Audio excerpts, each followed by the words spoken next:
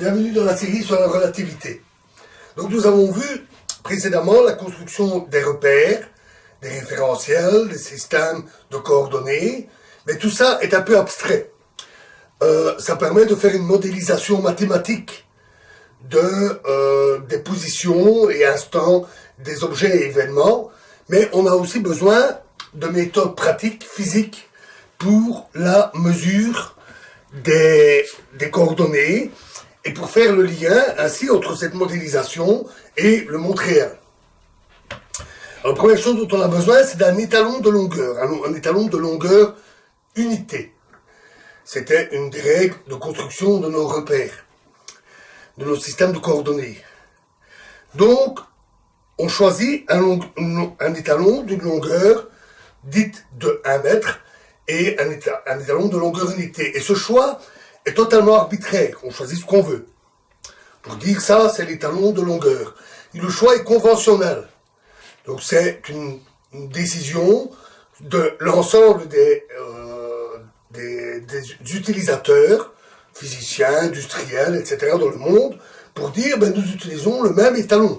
Quand nous comparons la longueur d'une pièce mécanique, pour dire elle vaut par exemple 10 cm de long, tout le monde parle de la même chose. Et à partir de là, on construit une unité. On dit voilà, cette unité, cette longueur unité est l'unité de mesure que nous appelons mètre. Et on mesure alors les distances en mètres. Alors, cette nécessité d'avoir un étalon commun fut bien ressentie à la fin de la Révolution française. C'est Napoléon qui, par décret, a décidé et unifié l'étalon de longueur qui était utilisé à l'époque. À l'époque, avant Napoléon, chaque ville, chaque région avait ses propres étalons de longueur. 1 mètre à Lyon n'était pas 1 mètre à Paris. Ils n'avaient pas la même longueur. Donc chacun avait ses propres systèmes. Et donc Napoléon a tout unifié. Par après, bien sûr, avec la mondialisation, les règles ont commencé à s'internationaliser. Au début, et alors une fois que l'étalon est établi, en disant voilà, on a construit un étalon, il est à Paris et sa valeur est de autant, on crée alors d'autres étalons de longueur pour aller à d'autres endroits en faisant simplement des copies. Et les copies se font simplement par juxtaposition et comparaison. C'est aussi simple que ça. On utilise pour ça, en fait, la règle de coïncidence que nous avons vue. 2 événements au même endroit et au même temps sont considérés comme identiques. Donc, si on fait coïncider les extrémités et chaque point des 2 étalons, et on les fait coïncider à chaque instant, on est garanti que les longueurs des 2 étalons sont identiques. Et qu'une fois qu'on a des étalons de longueur unité, on peut les mettre bout à bout pour construire, pour mesurer des longueurs, des distances. Alors bien sûr, on a besoin, là j'ai fait très simple pour l'unité, mais on a besoin de règles supplémentaires pour décrire les sous-unités, les centimètres, les millimètres, etc. On crée par exemple des demi-mètres, simplement en juxtaposant 2 étalons d'un demi-mètre, on doit retrouver l'étalon d'1 mètre. Et les 2 étalons d'un demi-mètre doivent être identiques. On crée des règles pour mesurer les angles. Et aussi tout ce qui concerne les aspects pratiques. Il est évident que celui qui construit un tunnel ne va pas utiliser un mètre ruban. Il va utiliser des instruments plus sophistiqués qui permettent des mesures précises, tels qu'un télémètre laser ou un GPS. Donc on établit toute une série de règles sur base des techniques disponibles. Une fois qu'on a nos étalons, on peut alors faire correspondre les mesures au modèle. Donc en mesurant les positions de chaque objet événement et en établissant ainsi une véritable carte de coordonnées des différents objets dans un repère donné. Alors, que choisit-on comme étalon? Alors, initialement, l'étalon fut défini comme une fraction bien précise de la longueur du méridien de Paris. Le méridien qui fait le tour de la Terre. En mesurant précisément ce méridien et en définissant une fraction, on définissait le mètre. Alors, c'était pas très pratique. Parce qu'il faut mesurer le méridien. Donc, très rapidement, on a construit des barres de 1 mètre de long. Elles ont même été disposées dans Paris. Il en reste une à un endroit, je ne sais plus à quel endroit exactement, mais il en reste une dans un mur. Les artisans pouvaient venir et mesurer, comparer leur tissu par exemple, leurs pièces de bois, à l'étalon de 1 mètre qui était placé dans le mur. Et tous ces étalons étaient construits par copie à partir d'un étalon de référence unique. Et il a été construit en platine iridiée, donc du platine avec de l'iridium. Alors pourquoi du platine avec de l'iridium? Parce que il est particulièrement stable et résistant, inaltérable au cours du temps. Il a été déposé, il y est toujours, au pavillon de Breteuil, près de Paris, pavillon de Breteuil qui appartient au Bureau des poids et mesures, institution créée à l'époque et qui existe toujours. Alors pour des raisons de commodité, d'aspect pratique, pour ne pas devoir tout le temps faire de copies, et pour des raisons de précision, parce que c'est pas toujours facile de mesurer la longueur d'une barre, on est passé à un autre système, un autre étalon, où on a défini le mètre comme étant un certain multiple de la longueur d'onde d'une raie spectroscopique bien précise du krypton, placé dans des conditions physiques bien précises de pression, température, etc. En général, on préfère utiliser un phénomène physique. On préfère avoir un phénomène physique qui définit un étalon plutôt qu'un objet matériel. Alors pourquoi? D'abord parce que le phénomène physique, il risque pas de s'altérer. Les objets physiques peuvent toujours s'altérer au cours du temps. On a eu la mauvaise surprise récemment. Les étalons de masse étaient toujours des étalons matériels en platine iridiée. Le kilo était une masse de platine iridiée déposée au pavillon de Breteuil. Plusieurs copies existaient, ces copies étant utilisées pour faire d'autres copies tertiaires, et placées dans des conditions drastiques de protection et d'utilisation. Et en les comparant, récemment, on a découvert que ces masses avaient varié. On ne sait pas pourquoi. Usure, altération, peut-être avec les procédures de manipulation, même si elles sont drastiques, il peut toujours y avoir un effet. Mais c'est embêtant. Au moins, avec un effet physique, on n'a plus ce problème-là. Le phénomène physique, il est ce qu'il est, c'est toujours le même phénomène. Ensuite, c'est plus pratique en laboratoire. Plutôt que d'avoir un étalon qui est situé à Paris, le laboratoire, il est situé à New York, et de devoir faire des copies, il est plus pratique et plus précis d'avoir la possibilité de construire l'étalon en laboratoire, là où on est, en utilisant le krypton, par exemple.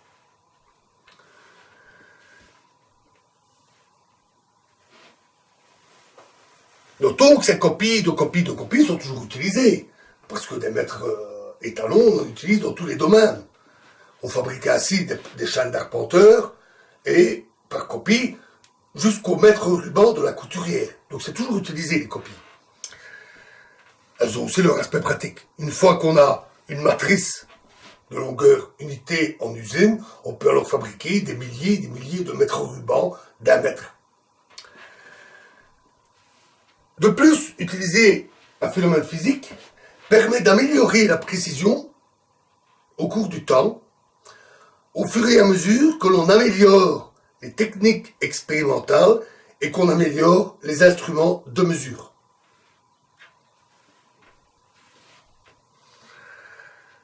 On a encore changé, après, la définition du mètre.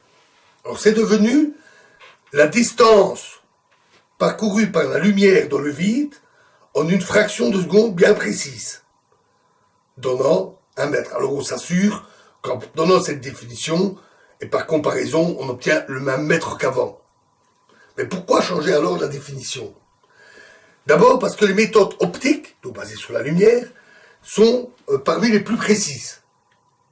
Elles sont extrêmement élaborées et très précises. Ensuite, parce qu'on définit une longueur de la vitesse de la lumière au cours du temps, et le temps est mesuré avec les horloges atomiques. Et les horloges atomiques sont les instruments, sont les appareils qui fournissent les mesures les plus précises parmi toutes les mesures. C'est le temps qu'on mesure avec le plus de précision. Enfin, l'invariance de C, dont nous avons parlé, garantit l'universalité de cet étalon. On peut se poser la question, mais est-ce que ça ne se mord pas la queue? Parce que l'invariance de C, elle est mesurée, vérifiée en mesurant la vitesse. Mais si on utilise la vitesse de la lumière pour définir le mètre, et puis ça pour mesurer la vitesse, forcément, on va trouver quelque chose d'invariant. Ça se mord la queue. En fait, non. Parce que les laboratoires de métrologie, qui font partie de comités nationaux et de comités internationaux, en relation avec le bureau des poids et mesures, ont pour tâche, ont toute une série de tâches en rapport avec les étalons de mesure. D'abord, ils utilisent les protocoles et les règles pour l'usage des étalons, pour garantir leur précision et leur stabilité. Ensuite, elles cherchent constamment de meilleurs étalons. Et enfin, c'est ce qui nous importe ici, c'est les anciens étalons, comme le krypton ou le mètre en platine, ils ne sont pas obsolètes. On peut toujours comparer et vérifier la stabilité de la définition du mètre au cours du temps. Si on constate des écarts, en comparant de nombreux étalons, on peut dire « Ah mais c'est celui-là qui s'est altéré. Les autres sont tous d'accord ensemble. » Et ainsi on garantit que l'invariance de C ne nous cause pas de mauvaises surprises.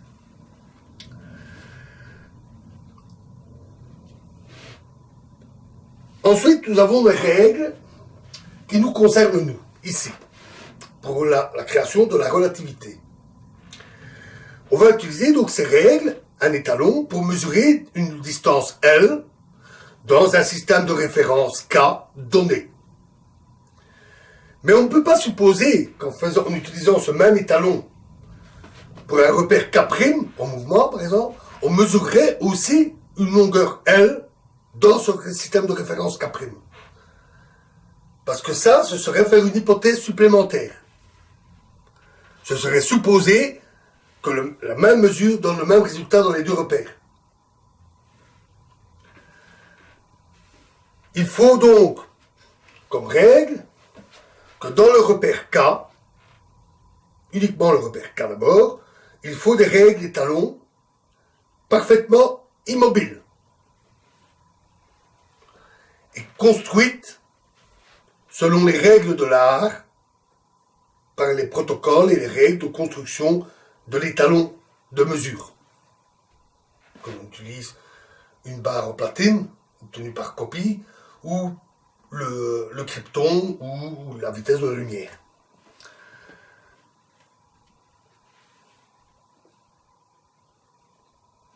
Et on utilise alors ces étalons dits du repère, parce qu'immobiles dans le repère, pour effectuer toutes les mesures de longueur, les mesures de l'espace. Dans K', qui est en mouvement, eh bien dans K', on va faire la même chose.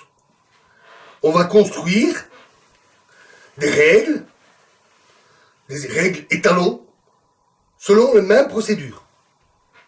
Les règles immobiles dans K', donc en mouvement avec lui par rapport à K. Les règles étalons immobiles dans K', construites selon les règles de l'art, selon les règles et les protocoles choisis. Ça permet d'ailleurs aussi d'insister sur le fait qu'on préfère utiliser un phénomène physique. Au moins, on utilise un phénomène physique, le même phénomène dans K et dans K'. Par exemple, un atome de krypton immobile dans K, un atome de krypton immobile dans K'. Ce qui permet de garantir que tout le monde fait de la même manière. Ça évite de devoir prendre un étalon métallique et de devoir le mettre en mouvement, de l'accélérer pour qu'il soit immobile dans K'. Parce que ce faisant, on exerce des forces sur l'étalon, et qui dit que ça ne peut pas altérer l'étalon et sa longueur. Le phénomène physique est donc préférable. En utilisant notre atome de krypton immobile dans chaque repère, on garantit que chacun procède exactement de la même manière. Cela permet de ne pas faire d'hypothèses supplémentaires sur l'usage des étalons et de faire en sorte que K, K' ou tout autre repère soit traité sur un pied d'égalité. Voilà pour la mesure de l'espace. Alors, dans la prochaine vidéo, nous parlerons de l'autre mesure dont nous avons besoin, la mesure du temps. Je vous remercie.